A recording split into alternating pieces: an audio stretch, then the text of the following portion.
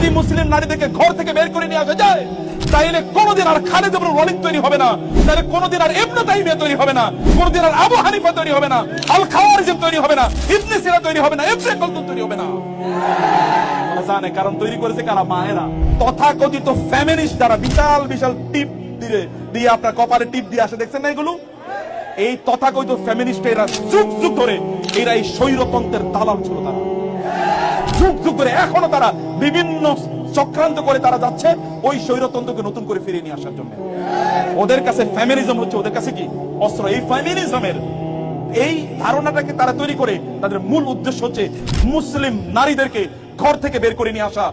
কিন্তু যদি মুসলিম নারীরা দায়িত্ব নেয় তাদের সন্তানদেরকে লালন পালন করার জন্য, তাহলে আবারও এখানে সালাহুদ্দিন আইয়ুবী জন্ম নেবে।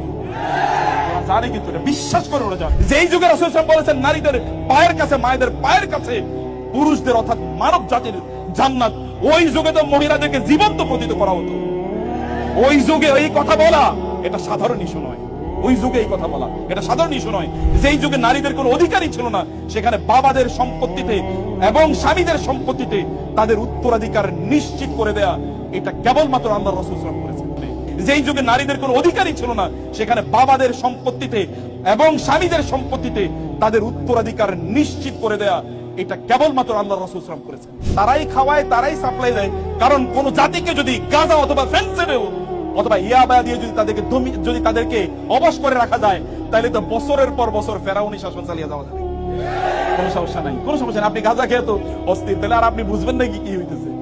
ডিসেনসিটাইজড, কোনো সেন্স নাই।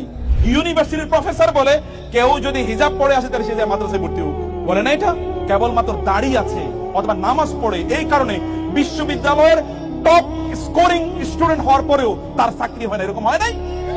অথচ এসএসসি তে অথবা এইচএসসি তে 3rd ডিভিশন পেয়েছে অথবা 2.5 বা 3 পেয়েছে এবং কোটায় ভর্তি হয়েছে ইউনিভার্সিটিতে, তারা ইউনিভার্সিটি টিচার হয়ে গেছে। এবং আমি এরকম বহু জানি, আমার বিশ্ববিদ্যালয়ের কথা বলছি, এরকম বহু জানি যারা ক্লাসরুমে ক্লাস নেওয়ার জন্য তাদেরকে নিয়োগ দেওয়া হয় নাই, তাদেরকে নিয়োগ দেওয়া হয়েছে ওইখানে ওই রাজনৈতিক ওইখানে যে থাগোক্রেসি তৈরি করার জন্য অথবা রাজনৈতিক মাস্তানি তৈরি করার জন্য। ওইটা উদ্দেশ্য। ওই ইউনিভার্সিটি ক্লাসে গিয়ে পড়াইবো কি? ও তো নিজেই পড়াশোনা কিছু জানে না, কি পড়াবে ইউনিভার্সিটি থেকে? আমি এরকম বহু কথা জানি এবং আমি জানি না স্যাররা বলতে পারেন রাজশাহী ইউনিভার্সিটি নাও করতে পারে।